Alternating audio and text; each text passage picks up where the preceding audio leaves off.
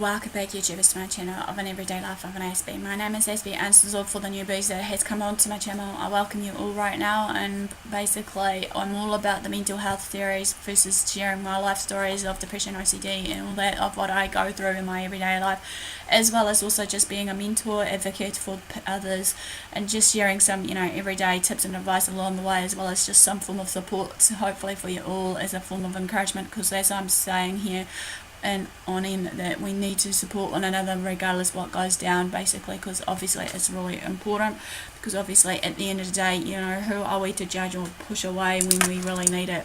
So no further ado, guys, basically this one of the topic was close to my heart right now, basically, of what I'm going to share with you all.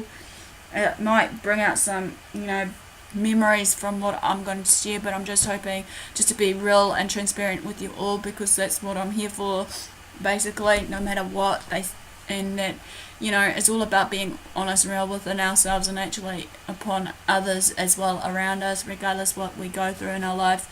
So in all for the do, guys, basically this one's about accountability within a relationship and the mental illness side of things, because there's going to be two parts: just general relationships 101 and just mental health. Some of it may coincide into what the two of these parts of these series that I'm going to address to you all. So I humbly apologise in advance for that if you do hear something similar, but hopefully within that similarities of what I share with you all, that it will actually give us a key reminder on how we go about it. So on further ado, basically, for the old beast, before I continue on, I thank you all for your support that has been journeying with me through from the very beginning. It's not been easy for me, as as what I've shared with you all of what I've been through, and what I really want to share close to my heart, regardless of what all these comments that flies at me. And I know for a fact with those ones that trolls on my page, regardless, that they're insecure and not doing anything about it themselves, and I'm trying not to show that effect on them by just being aggro and whatnot, because what's the point? Anyway, let's just get on with it before I run out of time of what I want to share with you all about accountability within a relationship.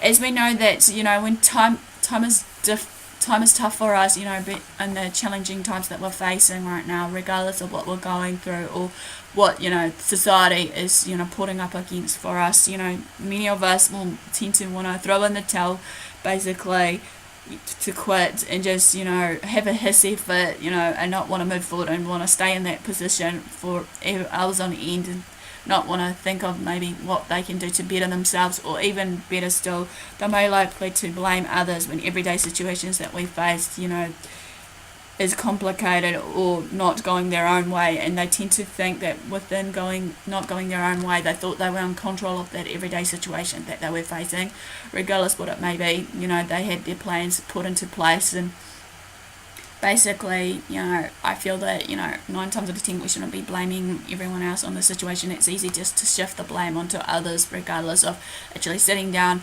right now and just have a 5 to 10 minute breather and actually think why it happened, how it happened, all those questions that I told you about, how to sift it through. As well, that there are other ways in dealing with it, yet always, as I said, easy way out just to basically keep blaming others. And just when it gets too tough for us, we tend to give up and quit and throw in the towel. Or many of us might just have a hissy fit, regardless what it may be. As we know, basically, this sure as hell will test us from day in, day out.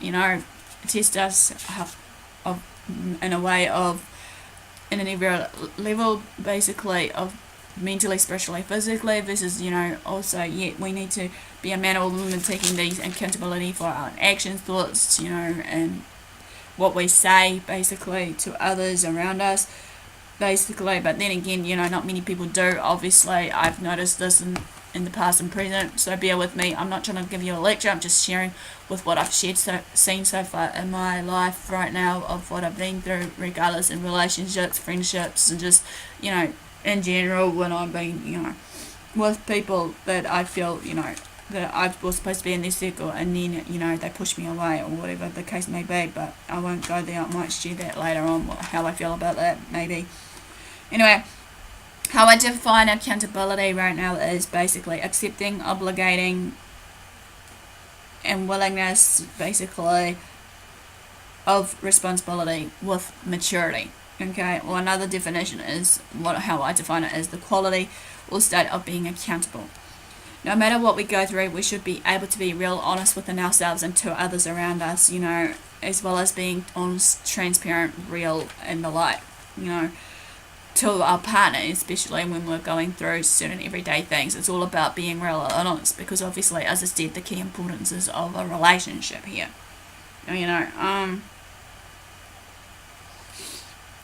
I feel that regardless of the accountability for our actions, we should be able to communicate no matter how we feel, and not being able to shun the other person out, and also we're not mind readers, obviously, when someone goes through something, basically, even if they think they can do it on their own, especially I notice that with males, they're too prideful that they just want to, do it on their own accord, and they just don't want to share it with their partner. I've been there, done that also, and it has crashed and burned to a point where, I feel that I need to know sometimes what's going on, because then I might be able to help.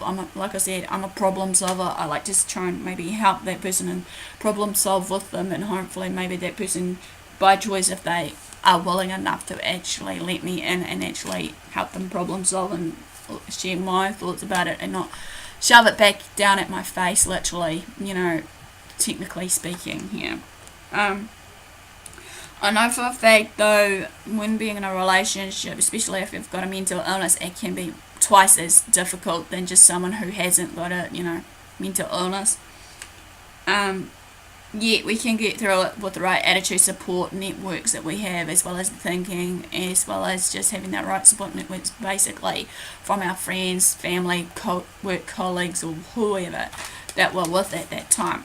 As some of you will know that, as I've shared before, I've had an unhealthy relationship. Some of you may have met me in the flesh and witnessed it. It was so toxic to the point, basically, that I was full of abuse, basically, emotionally and physically. There were some good and bad days in that relationship.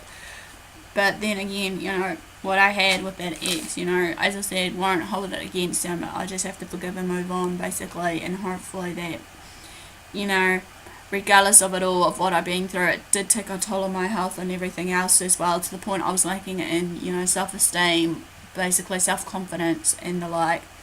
I'm not sure where I'm at with this relationship status quo of the current one that I'm with, but I don't want to actually try to share too much of it, but I guess it could be complicated.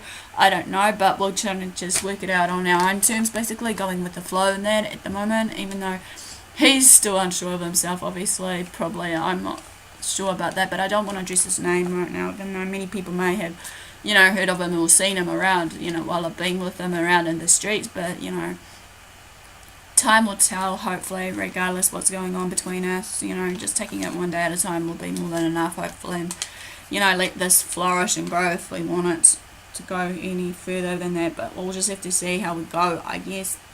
Again, I am being honest and real and transparent on what I'm sharing with you all based on this, even though sometimes I've learned that you shouldn't have to share too much about your relationship status and whatnot. But even though at the moment how I feel right now, it can be really, really tiring. And, despite our differences of our needs, of what we need at that current time, he is getting better with some things of what I've asked from him, and vice versa, even though he makes little light jokes of certain things that still hurts to this day, even though I try to brush it off. And like he keeps reminding me time and time again, Kieran, despite your depression and all that you're feeling right now, just shake it off and actually think of something funny and, do something about it. I can't remember what we discussed privately there, but hopefully, even though he's right there, trying to find things to distract me from being depressed and whatnot. Excuse me. But all I can do while I'm being real and transparent, while I'm sharing you my journey with what's going on with me, be it, my relationship problems or whatever, I'm being honest and real and transparent, even though it does sting me to the core of some of my, memories of what I go through. And now it comes, excuse me, basically that I just have to just get on with it and hopefully, focus on what, as well as that other person, if he'll let me in, regardless. He has been saying he's been trying to let me in for quite some time. So hopefully, you know, in all further, basically, I don't ask for much, you know, myself, you know, even though I'm old-fashioned, many people will know that if they've known me for quite some time themselves, be it my friends, family, and the like. But as we know, though, besides what we go through in life, like I said before, you know, with these life lessons we go through, they are like teachers. They teach us, you know, a lot of things. I know for a fact, basically, when someone has a mental illness, basically, or just any other form of conditions, be it, you know, like I said before with me, with Asperger's syndrome and the like, it can be difficult and hard work, yet it can be worth it if you've got the two that are fully committed in the relationship. It just takes two to work the relationship, not just the one, basically, and giving them the time of day to communicate, etc., is essential, obviously, to keep it growing and keep it strong. Even though we know in this day and age that at the moment, which I'm hoping to share in my next video after these two passes of accountability, is that there will be a time that many people will come into our circle of these haters that are so jealous and stuff and just wants to really, you know, what do you call it, tear us down and actually just, you know, really to the point that just degrade us and all that. But how I look at it also in this is also respecting each other, values, morals, and whatever else, you know, as I try to not to question myself time and time again where I'm at with this relationship. As I said, what I've recently got told about having to know everything that's going on to a standpoint with a particular someone I'm with, yet like I would like to put them to put my mind at ease, as they know I suffer from anxiety and that time and time again. It would be good basically just to be told sometimes. I know he may be taught different things based on what his parents has taught him versus my parents taught him. The key differences there as well, basically, when we've been growing up, of the values, morals, and whatever else that has been instilled. But I'm now learning that, you know, regardless of it all, yes, my parents are right, to the point that sometimes we need to be honest and real and actually be able to communicate how we feel and all that, and what we feel at that point of time, so to speak, so that hopefully that we can work together as a team and know where we're at. I know that sometimes, you know, that person I'm with, he knows that I care deeply about him regardless of what he goes through personally and his health and stuff at the moment. But I'm just hoping that, you know, regardless of how he may be feeling, even though he says that, you know, he can do it on his own, that he'll let me in, as well as maybe a few others around them, around him, be it, you know, of everyday things, even though some things comes at a cost, not, you know, wanting to know by just causing some confusion and disagreements between us, you know. But I can see from both sides of the coin. I've been there of basically before being diagnosed with my depression, Asperger's syndrome and all that, trying to gain that independence, and I'm starting to think that reflection is coming on to me of what he's trying to do, trying to gain that independence regardless of what's going on, even though, you know, I don't know, I could be reading it wrong again, so I humbly apologise in advance if he does end up touching any of these videos that he watches. I'm not sure if he has been watching any of my videos, but he knows who he is. And, you know, like I said to him, sometimes I find it easier to write to pen to paper or keyboard to screen, basically, instead of actually verbalising it, because, you know, I feel that it doesn't answer back to me, and sometimes it just is a comfort thing for me. But then again, I'm trying to, you know, to have the courage now to speak out. I believe that to what I've been through in most of my relationships, past and present, that I've, you know, that have taught me some valuable life lessons along the way, you know, like many things based on our attitudes, thoughts, behaviours towards one another, you know, as well as just how we cope with our everyday things of whatever we go through, so to speak. I believe that, you know, now I'm trying not to control every situation that I've been in or been going through, because obviously at the moment what I'm going through right now, I'm just trying to go with the flow outside of my relationship circle at the moment, by just, you know, hopefully, like I said, and one of my pieces have been about following, like, you know, seeking work and whatnot, and hopefully just trying to change things in my perspective of what needs to be changed when I can. I know sometimes, you know, I can't force certain things upon people, or I shouldn't be, basically. I'm trying to go with the flow, yet going with the flow just tends to mash with me. So like I said, I'm all about rituals and routines here. Yes, I'll admit it sure is hell scary to the point where, I'm trying to accept the changes that's going on along the way regardless. We all change through our everyday life experiences, what we go through. And yeah, sometimes some of these challenges that I go through on my own can be scary, even if I do feel I am going alone. When I had different types of mental illnesses that I've said before, I am still stubborn to this day, but I was stubborn, not reaching out, push most people out of the way, thinking that, they won't fully understand where I'm going or how I'm feeling and whatnot when I've been through all this, and that, the some of it, regardless of that pride or whatever it may be, or fear of letting people in, just because I feel that they may be gonna judge or criticize me. Basically, I felt that I needed to, despite what I went through at that time, to basically build that confidence up and independence in my own life again throughout this chaos that was going on, regardless what it would have been. I'm now learning to reach out to others, as you know, reaching out in a way of maybe either through my social media platform of YouTube versus just maybe some people that I private message that I feel that I can trust and actually share. Basically, even though it's not easy when I do need the help, regardless what it may be, I may not get it from the others, even though I may have helped them, but it's not like as if I'm asking anything in return. It's just, in a way, I'm asking just to be there and not be sympathetic, but just understanding enough and empathetic enough just to know that while on some days I'm getting in too deep within myself of what I go through. Okay, while I was in my mid-teens of, say, 16, 17 years old, I never knew at the time that I had a mental illness, obviously, because I was, like I said in my Loving Myself video, basically, of the mental illness. If you've been following that one, I do recommend you guys to actually listen to that one and basically give me the heads up. But what I'm saying here is basically, regardless of it, or not knowing that I had a form of mental illness, that I just kept on pushing forward without not knowing the signs and the symptoms that was showing at the time, and it was obvious to others but not to me.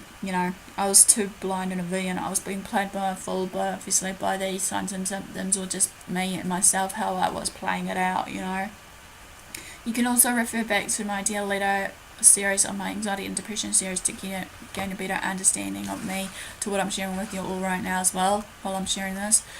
But, I'm forever grateful and humbled, and blessed to have some people in my social circle that has been trying to journey with me. I know, like I said, in the past and present with these ones, I have been difficult in some point, or may not be, difficult to a point though, but you guys may understand what I'm trying to say, but it's hard to express it in words, even though I've written it down in my thought book of my diary right now, what I'm addressing.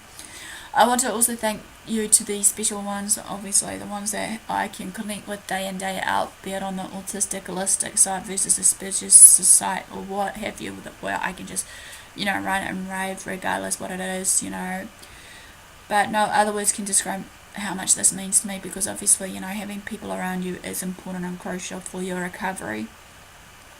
Being on both sides of the relationship, however, with mental illness, for me, holding accountability towards our partner who has a mental illness or has a form of his own special needs, be it like he knows what he needs, but then again it's just a matter of, like I said, being accepting and understanding of one another, and hopefully maybe that he can reach out to some people too, which I've been reaching out to some people that I feel that would be able to hopefully support him in one way or another. So fingers crossed that he will still, reach out to those ones, even though, yes, he admits to me sometimes that he's a bit tiring with having me just on his own. He would love to have other people around him, I guess, but it's just a matter of, whatever it may be.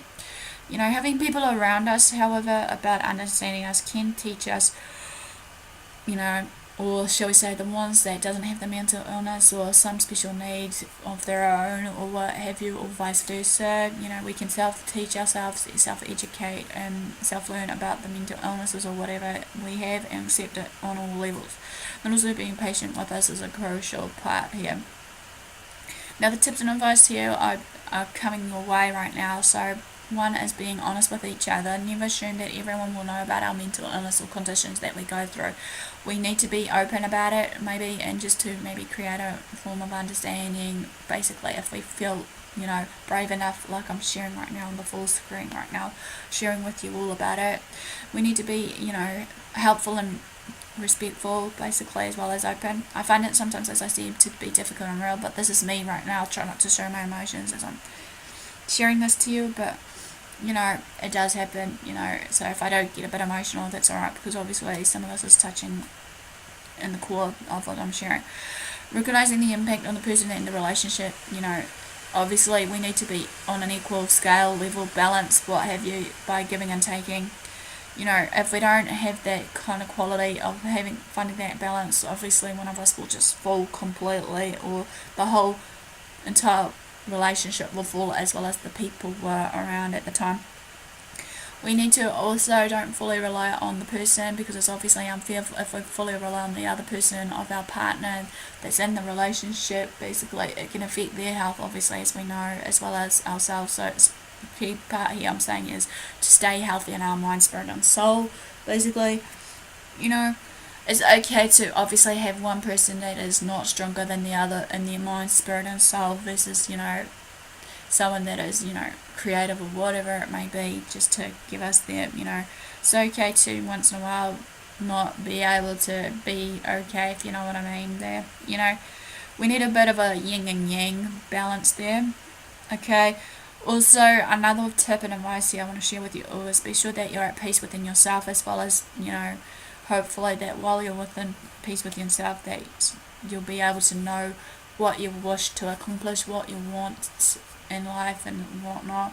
Obviously, be sure to know what you want, basically. As we know, sometimes what we want can be different from others, but if we compromise, if we're in a relationship and be able to do it, we sure as hell can.